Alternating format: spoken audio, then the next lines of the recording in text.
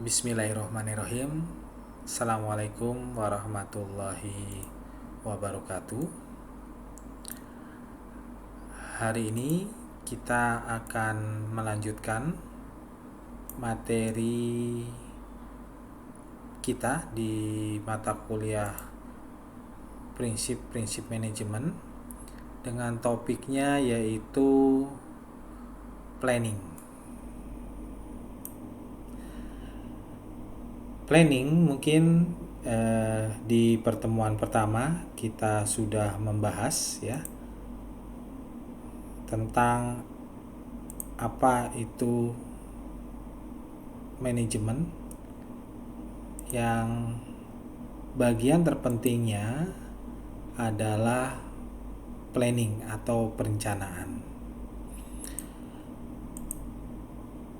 Definisi planning atau perencanaan itu adalah proses dasar bagi organisasi untuk memilih sasaran dan menetapkan bagaimana cara pencapaiannya. Yang Robbins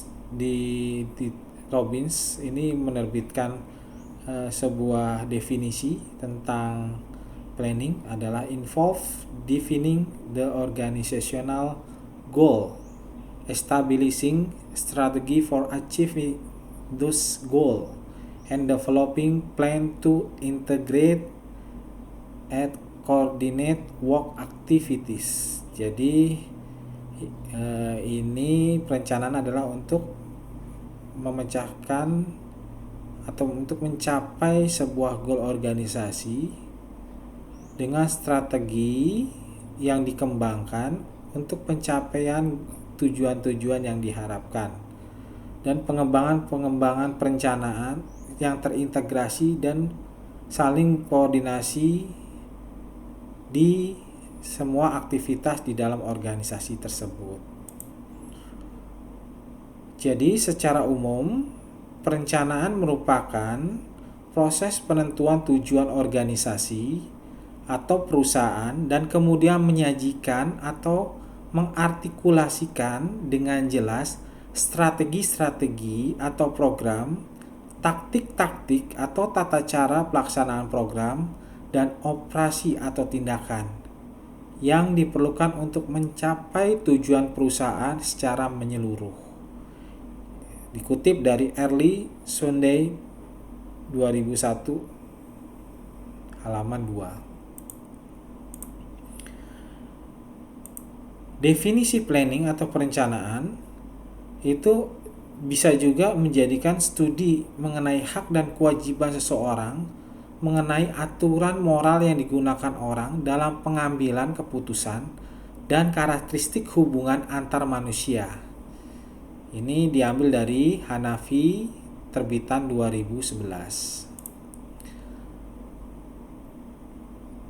Definisi perencanaan tersebut menjelaskan bahwa perencanaan merupakan suatu proses untuk mencapai tujuan perusahaan secara menyeluruh.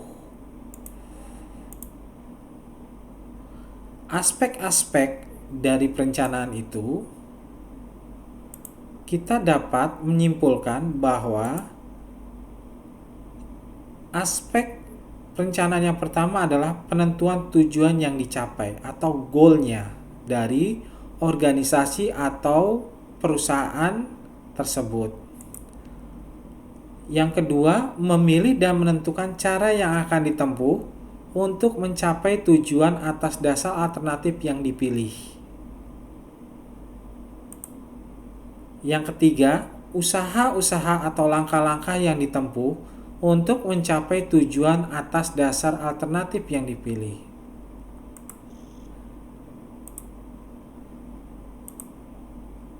Perencanaan adalah keputusan. Fungsi perencanaan pada dasarnya adalah suatu proses pengambilan keputusan sehubungan dengan hasil yang diinginkan, dengan penggunaan sumber daya dan pembentukan suatu sistem komunikasi yang memungkinkan pelaporan dan pengendalian hasil akhir serta perbandingan hasil-hasil tersebut dengan rencana yang dibuat. Banyak kegunaan dari pembuatan perencanaan, yakni terciptanya efisiensi dan efektivitas pelaksanaan kegiatan perusahaan, dapat melakukan koreksi atas penyimpangan sedini mungkin, mengidentifikasi hambatan-hambatan yang timbul, menghindari kegiatan pertumbuhan dan perubahan yang tidak terarah dan terkontrol. Jadi, perencanaan ini dibuat agar arah dan tujuan dari sebuah organisasi untuk mencapai tujuan yang telah ditetapkan oleh perusahaan. Pentingnya planning atau perencanaan. Ada dua alasan kenapa kita memerlukan perencanaan.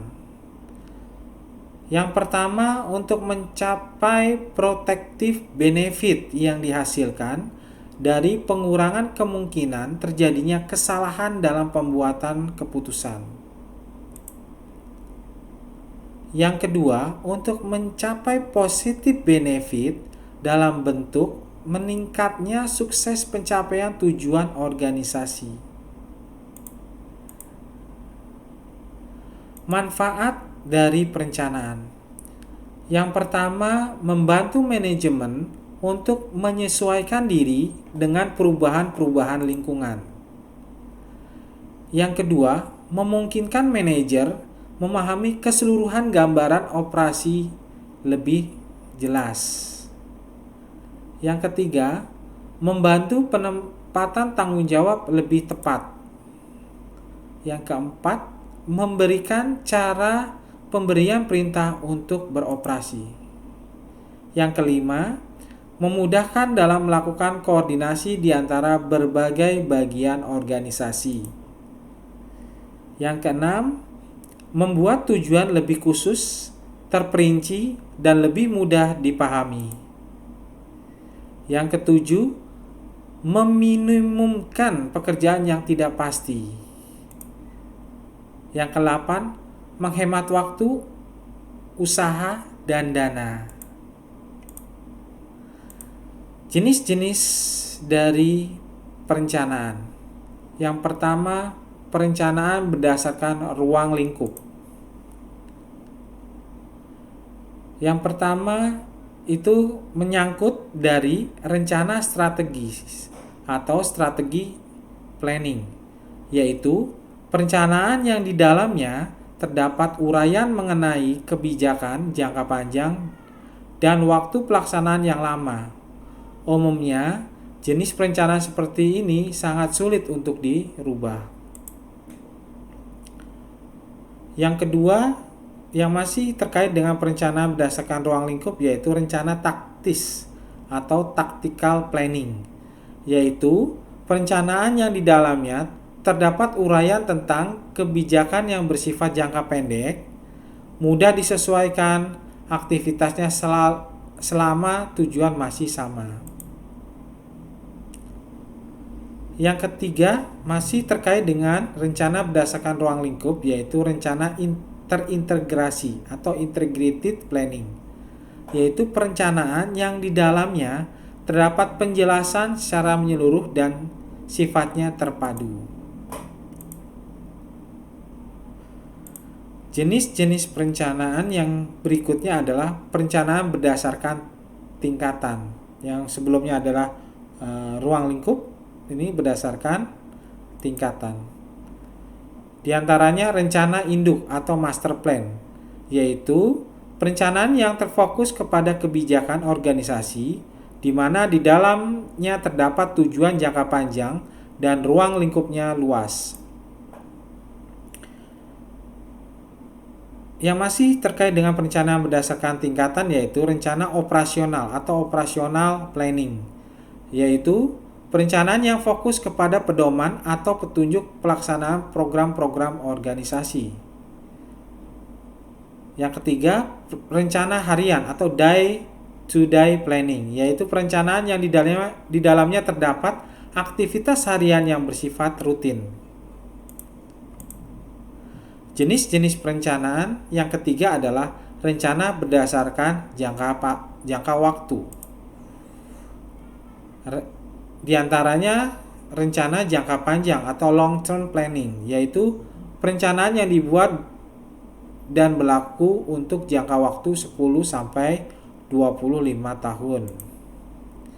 Yang kedua, rencana jangka menengah atau medium range planning, yaitu perencanaan yang dibuat dan berlaku untuk jangka waktu 5 sampai 7 tahun. Yang ketiga, rencana jangka pendek atau short range planning, yaitu perencanaan yang dibuat dan hanya berlaku selama kurang lebih 1 tahun.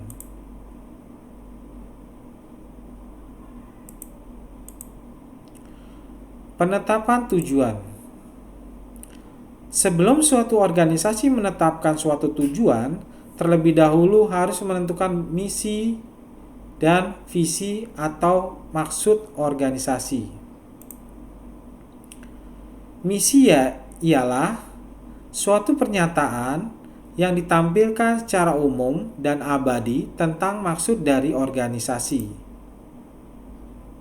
Tujuan umum atau sering juga disebut sebagai rencana strategi tidak dapat berfungsi atau berjalan sebelum dijabarkan terlebih dahulu ke dalam tujuan-tujuan khusus yang lebih terperinci sesuai dengan jenjang manajemen, sehingga bentuk hierarki tujuan, penetapan tujuan-tujuan strategik akan menentukan kegiatan-kegiatan yang harus dilakukan serta mengikat sumber daya organisasi untuk jangka waktu yang panjang. Pengertian visi dan misi. Visi adalah merupakan cara pandang yang jauh ke depan kemana organisasi harus dibawa agar tetap eksis atau mampu bersaing, inovatif, dan antisipatif. Visi adalah suatu organisasi yang menantang keadaan masa depan sesuai dengan keinginan organisasi.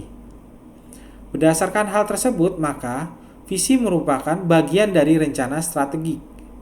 Perjalanan organisasi sangat dipengaruhi oleh lingkungan eksternal dan internal, sehingga pembuatan visi organisasi harus disesuaikan dengan lingkungan tersebut.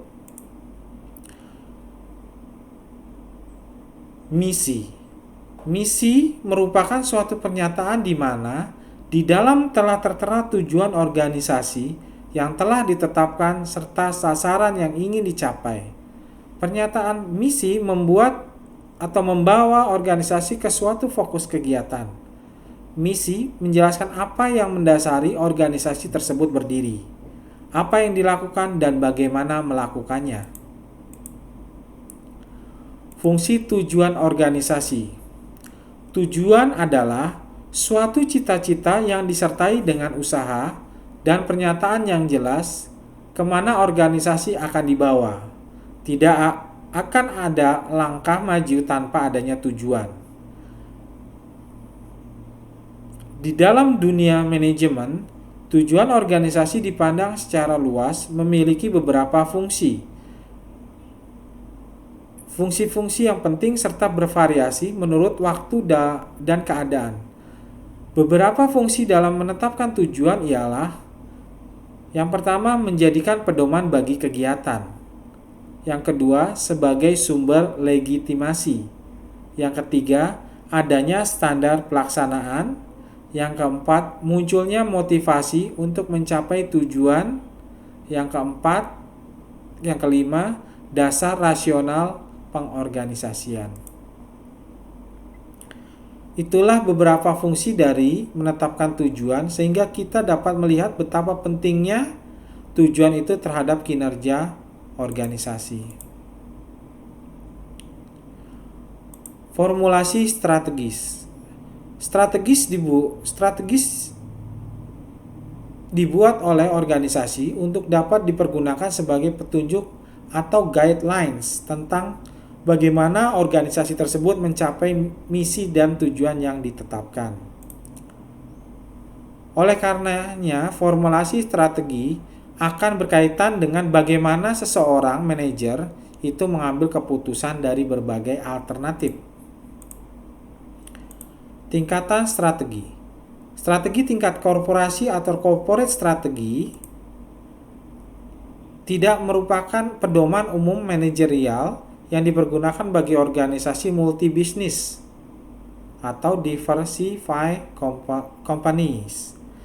Berdasarkan strategi bisnis atau bisnis strategi yang merupakan rencana manajerial bagi satu unit bisnis saja, maka strategi koperasi merupakan payung utama bagi seluruh kegiatan bisnis yang dimiliki oleh perusahaan. Yang kedua, strategi tingkat bisnis atau bisnis strategi. Seperti telah disebutkan di atas, bahwa terminologi strategi bisnis atau bisnis strategi yang dimaksudkan dalam hal ini adalah pedoman umum manajerial yang dipergunakan untuk satu unit bisnis. Ini akan menggambarkan tentang berbagai pola pendekatan dan arah yang dipergunakan oleh manajemen di dalam mencapai kinerja pada suatu lini bisnis tertentu. Berbagai elemen yang membentuk strategi bisnis antara lain kombinasi strategi fungsional utama, orientasi persaingan, kemampuan atau daya saing yang dimiliki, dan kemampuan untuk menyesuaikan dengan perubahan lingkungan bisnis.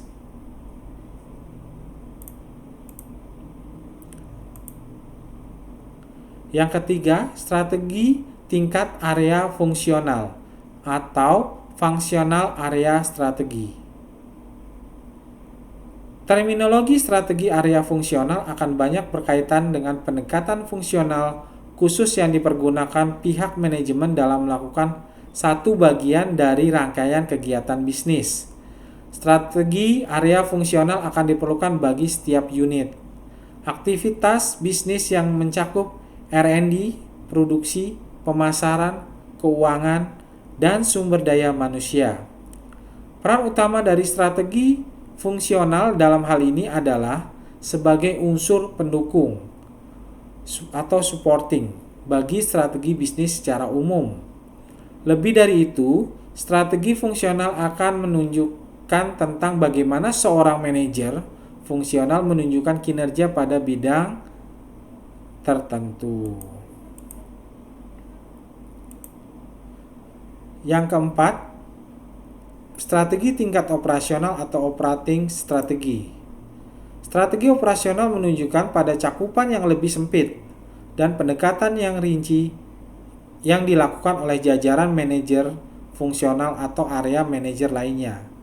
Strategi operasional walaupun mempunyai cakupan yang lebih sempit, namun tetap mempunyai andil yang cukup besar dalam mencapai target organisasi. Secara konkret, misalnya area manajer untuk wilayah Jawa Timur, walaupun cakupannya hanya meliputi satu provinsi, namun ia harus memahami tentang berbagai hal yang berkaitan dengan pengembangan strategi organisasi pada wilayah itu. Hal ini dirasa perlu karena kesuksesan seluruh organisasi dalam banyak hal akan bergantung pada kesuksesan wilayah atau region tertentu. Implementasi strategi. Implementasi strategi adalah rangkaian aktivitas dan pekerjaan yang dibutuhkan untuk mengeksekusi perencanaan strategi. Artinya, apa yang kita rumuskan pada strategi dan kebijakan kita terapkan dalam berbagai program kerja, anggaran, dan prosedur-prosedur. Rumusan yang baik tidak ada artinya bila diterapkan dalam implementasi. Bila tidak diterapkan dalam implementasi. Begitu pula implementasi tidak akan berkontribusi baik pada perusahaan jika rumusan strateginya tidak baik. Implementasi strategi menurut Heath, Ireland, dan Hodgson 2000 menekankan bahwa serangkaian tindakan strategi yang disebut formulasi strategi dan implementasi strategi harus disatukan dengan hati-hati. Jika perusahaan ingin mencapai daya saing strategi dan menghasilkan pendapatan di atas rata-rata. Kesuksesan persaingan terjadi ketika perusahaan menggunakan perangkat dan tindakan implementasi secara konsisten dengan strategi-strategi level bisnis, level perusahaan, akuisisi, internasional, dan kerjasama yang sebelumnya dipilih.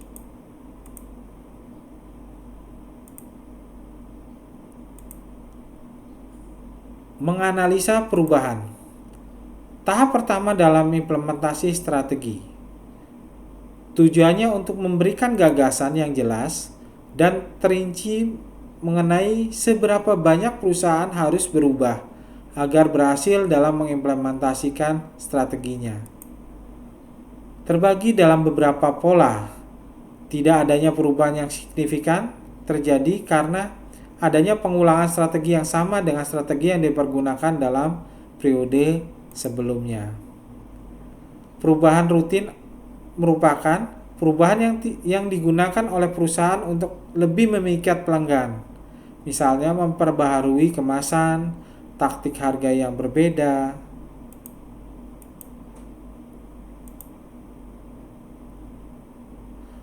Perubahan radikal. Reorganisasi besar-besaran dalam perusahaan biasanya dilakukan pada saat terjadi merger dan akuisisi, tetapi masih dalam industri yang sama. Organizational redirection, merger dan akuisisi perusahaan yang berasal dari industri yang sama sekali berbeda. Jenis ini merupakan perubahan yang kompleks, melibatkan perubahan misi perusahaan. Analisa struktur organisasi. Alasan utama mengapa perubahan dalam strategi memerlukan bahkan mengharuskan perubahan dalam struktur organisasi yaitu struktur biasanya menjelaskan tentang bagaimana kebijakan akan disusun. Struktur biasanya menjelaskan tentang bagaimana sumber daya akan dialokasikan. Analisa budaya organisasi. Budaya perusahaan merupakan komponen yang menyebabkan mengapa suatu strategi dapat diimplementasikan pada suatu perusahaan. Sementara, strategi tersebut gagal untuk diimplementasikan pada perusahaan yang lain dengan kondisi yang relatif sama.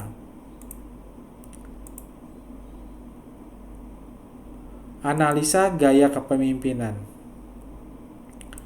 Gaya kepemimpinan secara umum yaitu gaya kepemimpinan administrator. Maksudnya adalah kurang inovatif dan terlalu kaku pada aturan. Sikapnya konservatif, kelihatan takut untuk mengambil resiko atau dengan kata lain mencari aman.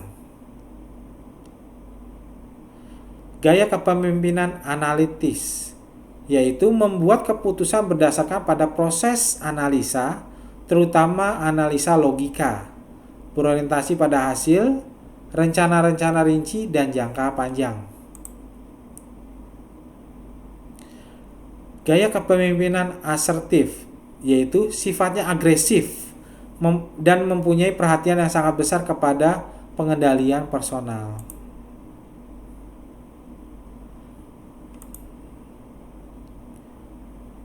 Pada gaya kepemimpinan asertif, ini lebih terbuka pada konflik dan kritik. Yang berikutnya adalah gaya kepemimpinan entrepreneur, yaitu sangat menaruh perhatian kepada kekuasaan dan hasil akhir, kurang menekankan kerjasama, selalu mencari leasing, dan menargetkan standar yang tinggi.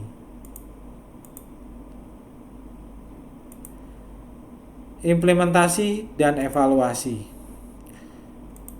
Implementasi dan evaluasi strategi ini adalah tahap akhir dalam implementasi strategi. Untuk melakukan tahapan ini dengan baik dan berhasil, manajemen perusahaan perlu mengetahui 4 jenis keahlian dasar, yaitu kemampuan berinteraksi atau interacting skill, kemampuan manajemen berinteraksi dan berempati dengan berbagai perilaku dan orang lain untuk mencapai tujuan. Yang kedua, kemampuan mengalokasikan adalah kemampuan manajemen dalam menjadwalkan tugas-tugas berupa anggaran, waktu, serta sumber daya lainnya secara efisien. Yang ketiga, kemampuan memonitor atau monitoring skill, meliputi penggunaan informasi yang efisien untuk memperbaiki atau menyelesaikan berbagai masalah yang timbul dalam proses implementasi. Yang keempat, kemampuan mengorganisasikan adalah kemampuan untuk menciptakan jaringan atau organisasi informal dalam rangka menyesuaikan diri dengan berbagai masalah yang mungkin timbul terjadi. Demikian pembahasan terkait dengan planning. Bila ada pertanyaan, kita akan diskusi di grup kita, di WA kita, dan kita akan bahas bersama-sama. Kita tutup sama-sama materi terkait dengan planning ini dengan mengucapkan atau melafazkan hamdalah. Alhamdulillahirobbilalamin. Wassalamualaikum warahmatullahi wabarakatuh.